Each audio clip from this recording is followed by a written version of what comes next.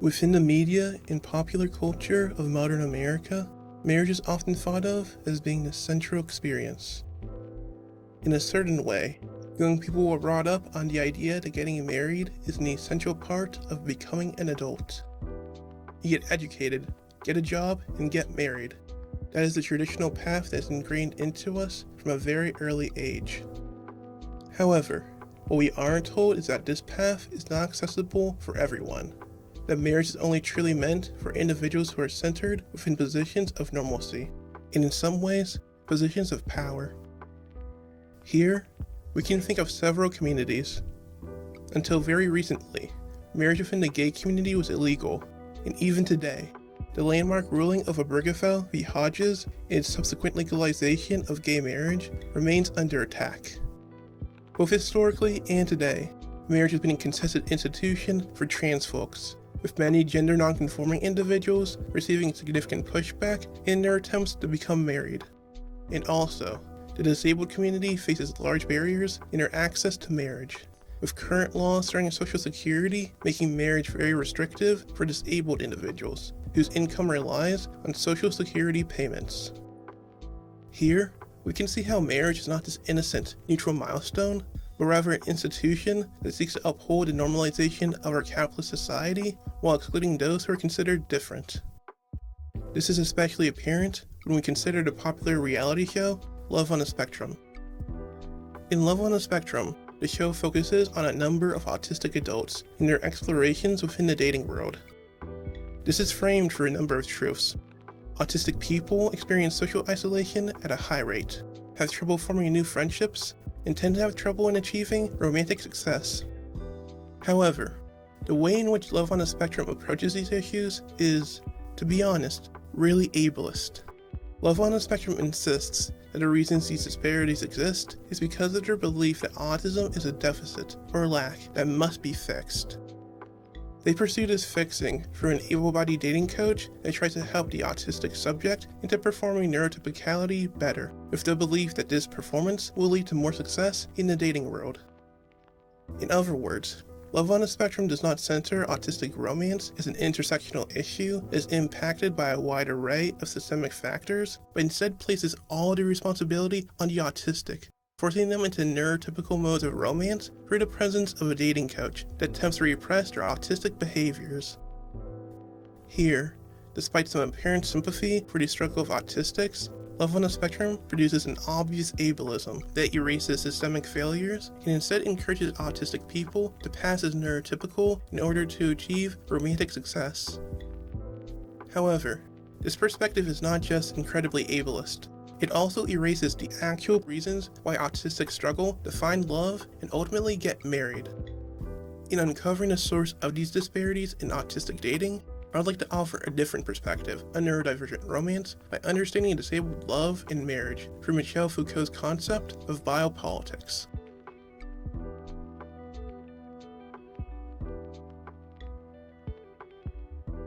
In The History of Sexuality, Volume 1, Foucault outlines the concept of biopolitics in a fairly direct manner. Here, Foucault writes that biopolitics focused on the species body, propagation, birth and mortality, the level of health, life expectancy, and longevity, with all the conditions that cause these to vary. This biopower was without question an indispensable element in the development of capitalism. The latter would not have been possible without the controlled insertion of bodies into the machinery of production and the adjustment of the phenomena of population to economic processes. In simpler words, biopolitics is a form of power that concerns itself with the regulation of the population. It attempts to supervise life expectancy, mortality rates, and other measures in an attempt to produce a population that is optimal for labor. Biopolitics runs throughout our system. It is seen in the pressure within the family to raise children who are lean, athletic, and strong. It is seen in hospitals, where the concept of an ideal body is normalized, with certain bodies being marked as healthy, while others are marked as unhealthy bodies that must be fixed.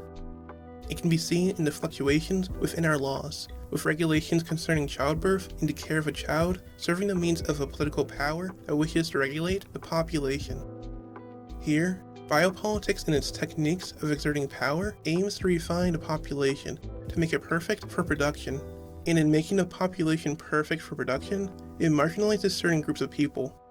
Biopolitics is the art by which states create productive populations, and in creating this productive population, the state decides to make certain people live while letting other people die. To illustrate this, we can think about the differences in rhetoric between the legality of suicide and medically assisted death. For those who are unaware, Canada recently passed a bill named C7 that lifted the restrictions upon medically assisted suicide. The bill removes procedural safeguards, allows medically assisted suicide for individuals whose death is not reasonably foreseeable, and also allows individuals with mental illness to gain access to medically assisted suicide. Effectively, the Canadian government changed their laws surrounding medical suicide specifically so disabled people can die easier. Yet, the guidelines of their laws does remain restricted to disabled individuals, and it's immersed in what I consider to be an ableist logic. That individuals who are disabled enough reserve the right to die within hospitals because of the belief disabilities of a certain severity is a fate worse than death, while also conveniently ignoring the ways in which their own laws and attitudes around disability actively contribute to the suffering of the disabled. On the other hand, able-bodied people are excluded from medically assisted suicide, as able-bodied people possess a life that deserves to be lived, and therefore must be lived. Now, I'm not here to change anyone's mind on the ethics of medically assisted suicide. That's a debate that I won't rehash. But I'd like to point out the biopolitical motivations behind Canada's laws on medically assisted suicide. Why is it that disabled people are allowed to die, while able-bodied people are excluded from this right to death? It is because disabled people are considered inefficient and unproductive under capitalism. Disabled subjects are viewed as bodies that must be fixed or thrown away in order to refine the population towards productivity. And medically assisted suicide is one way by which biopolitics tries to perfect the population. Canada will allow disabled people to die because they represent an inefficiency under capitalism, but able-bodied people must live, and they must also be born. This then leads us to an underanalyzed intersection of biopolitics and disability, disabled love, disabled marriage, and ultimately, disabled birth. To start out, we can understand the way in which America currently treats disabled marriage. Under current Social Security laws, there is what's called marriage penalties. Essentially, if a disabled person who is a recipient of Social Security decides to get married, a number of their Social Security benefits are either reduced or completely lost. At a basic level, this means that Social Security checks, which are already incredibly moderate and willfully impoverishes disabled people, now are reduced even more. Additionally, these marriage penalties also often include loss of health insurance, and more importantly, the loss of long-term, at-home care, which is essential for individuals who need support in everyday tasks. The at-home care provided by Social Security is a necessity that many disabled folks cannot afford to lose. What this means is that, despite disabled marriage being technically legal, disabled marriage is practically impossible, and this is borne out in the data.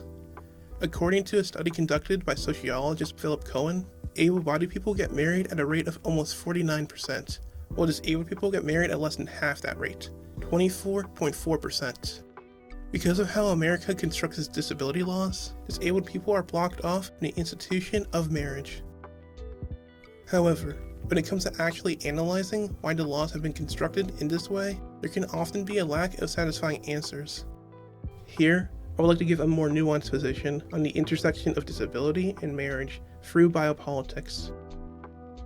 I would still like to first come to understanding around the institution of marriage itself. Despite the modern performativity around marriage as being this ultimate declaration of love, I believe we should think about marriage as mainly being a technique of biopolitics, with love coming in second. Marriage, when done right, is of course a site of love and care and empathy, and we shouldn't forget that. The fact that disabled people are restricted from the institution where love and care is supposed to be a central function is part of my critique. However, even in acknowledging the humanizing effects of marriage, again, when done right, that still does not erase the ways in which marriage acts as a tool of power. As mentioned before, the long exclusion of queer people from marriage is something to reflect upon. Marriage and the formation of families is a way of normalizing behaviors by making sure certain ways of living are not reproduced. for the fact that only a certain type of person is given equal access to marriage and its privileges, we force individuals to perform in certain ways just to gain access to the institution of marriage. Queer identity has historically been excluded from the institution of marriage, and for that exclusion, a hetero and cis normativity is enforced. In a lot of ways, our society is telling us that the only acceptable form of love is straight, cisgendered, monogamous love, and it's no surprise that this results in the reproduction of queer phobia, along with other forms of discrimination. We can also think about the ways in which marriage has been used against ethnic minorities. From the very start, early settlers of America persecuted Native Americans in part because of their different forms of love, including polygamy. After the federal government assumed ownership over immigration, marriage became a means of exclusion, and even today, marriage remains a popular method of gaining American citizenship. And then we get to documents like the Moynihan Report, which saw the inequality faced by Black Americans as being a result of unmarried, single-mother households, with Moynihan ultimately arguing for the Black family to mirror the formation of the white, middle-class, suburban family. White supremacy gets filtered through the institution of marriage, upholding the property interests of white capital. Marriage is not this innocent institution, but is instead a location where hierarchies and relations of power get reproduced. Following a similar logic, we see the same impacts in the exclusion of disabled people from the institution of marriage. While things are hopefully beginning to change, for a very long time, it was unfathomable for an able-bodied person to marry a disabled person. Here, disabled activist Judith Hoyman writes on this powerfully. As I grew increasingly interested in boys, I realized that they didn't seem to see me as a possible girlfriend. No one expected me to date. I was crippled, and was often told, whether explicitly and implicitly, that no boy would ever give me a second look. It was as if I was seen as a kind of non-sex. When kids looked at me, I felt like all they saw was my wheelchair. Nothing else. Even today, the question of disabled sexuality remains as some sort of able-bodied taboo. Disabled people are deprived of their sexuality, and this attaches into the exclusion of disabled people from the institution of marriage. If you don't view disabled people as potential partners, then it's going to be harder for disabled people to find love and ultimately access marriage. However, we shouldn't view the separation of disabled people from their sexuality as just being the result of an isolated ableism or able-bodied people just being shitty, but rather as a result of biopolitical power. We can reflect on several facts here. While having children outside of wedlock is becoming more and more common, the majority of babies are born within marriages. Here, the control of marriage and who's allowed to get married is also the control of who gets born. Disabilities can be hereditary and are passed down through genes. In the eyes of biopolitics, the disabled population can be substantially limited for the restriction of disabled marriage. In other words, the laws concerning disabled marriage are, at its very core, eugenics. The state desires a population that is healthy, and by healthy, I mean optimal for labor, and disability, at some fundamental level, is the experience of having your body be incompatible with labor, and this ultimately results in the state taking measures to reduce disability or sickness, while encouraging a fit, productive population. This is why laws concerning marriage are written in this way. It's not some unconscious bigotry or random form of discrimination, but rather a part of a machine that tries to eliminate populations that are dangerous to capital. This isn't only limited to what's in the laws, however. The attitudes and beliefs of the population also reinforce biopolitics, with everyday people internalizing philosophies of health and fitness that are created by biopolitical power. As mentioned before, there's a lot of prejudice and taboo around able-bodied people marrying disabled partners, and this serves the biopolitical motivations of the state. The government doesn't have to police the population if the citizens police themselves.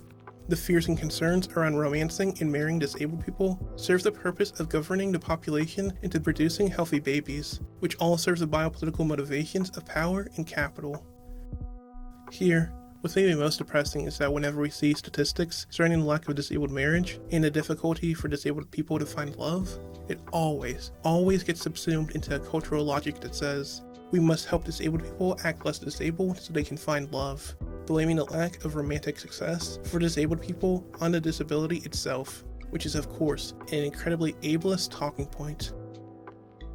To finally get to the elephant in the room, there's no better example of this than the always frustrating reality dating show, Love on the Spectrum.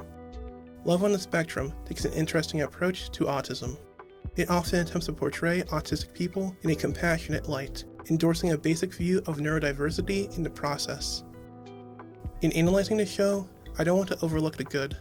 It is certainly true that the representation of autism in film and TV has come a long way from Rain Man and Sheldon Cooper, and Love on the Spectrum is an example of how far we've come. However, there's two things that stick out to me in watching Love on the Spectrum. First, on a more unrelated note, I find the ways in which neurotypicals consume the show to be voyeuristic, and in some instances, it feels like Love on the Spectrum plays up to this viewing. Too often, it feels like autistic people are being put up as an object of entertainment for neurotypicals to pity and infantilize. The best way I can explain it is that in the show, it feels like autistics are turned into zoo animals for neurotypicals to point and observe, laughing and smiling at the ways in which autism expresses itself. Here, Love on the Spectrum is still consumed by what we can call the neurotypical gaze. Autism is filtered through a lens of neurotypicality, and there remains an expectation for the autistic people represented in the show to try to repress their autism. This can be seen in the figure of the dating coach named Jody, who teaches the autistic people in the show how to date like a neurotypical. This is attempted for the teaching of dating social codes, such as pulling out a chair for their date, offering to take their jacket, and a general outline of how to correctly socialize on dates, from a neurotypical point of view. In watching Love on the Spectrum, it was obvious that the show is incapable of presenting an autistic or neurodivergent way of dating, and instead encouraged their autistic contestants into performing a neurotypical mode of dating. This all connects into the more relevant point for me. Instead of presenting the systemic, biopolitical forms of power that result in autistic people experiencing trouble in finding romance, it is instead presented as an issue specific to autism, that if the autistic just knew how to date or socialize correctly, they would face no problem in accessing love and ultimately marriage. This completely misses a central conflict. While there can be trouble surrounding the incompatibility of autism with neurotypical dating and its unwritten rules, the truth is that our society doesn't want autistic and disabled people in general to find love. The laws surrounding Social Security and the concept of marriage penalties show that. The reluctance and judgment of able-bodied people towards disabled romance shows that. And the historical and modern desexualization of disabled people show that. It is only Love on the Spectrum that attempts to hide the systemic barriers to romance, ultimately endorsing an ableist politics where the quest for love is made entirely individual rather than intersectional. To ignore the actual political undercurrents of disabled love and marriage is to completely forget what it means to be a disabled person looking for romance, and Love on the Spectrum fails to understand that. Even with all of that said, this video wouldn't be complete without the acknowledgement that the landscape of love is changing. Today, the institution of marriage is one that is receiving more and more scrutiny. It used to be that getting married was this essential milestone that you had to complete in order to live a fulfilled life, but such an ideology is getting unpacked. For me, polygamy and other forms of love that don't conform to the narrow concept of married life that we've been taught to internalize represents a form of escape. And more than that, I think as a society, we're starting to be okay with people just not getting married and living fulfilled lives outside of marriage. In this deconstruction of marriage and what love is able to look like, the quest for disabled love is able to take on new forms. Instead of having to choose between Social Security and marriage, they can instead reject an entire institution of marriage and live within partnerships. However, despite the promise of more freedom in romance, the problem of marriage for disabled people remains somewhat complex. Yes, marriage may not hold the importance it once did, but if disabled people want to get married, they should have that freedom with no restrictions. Without becoming too confrontational, something I find myself thinking about when it comes to the deconstruction of marriage is that it's really easy to reject an institution when you already have access to it.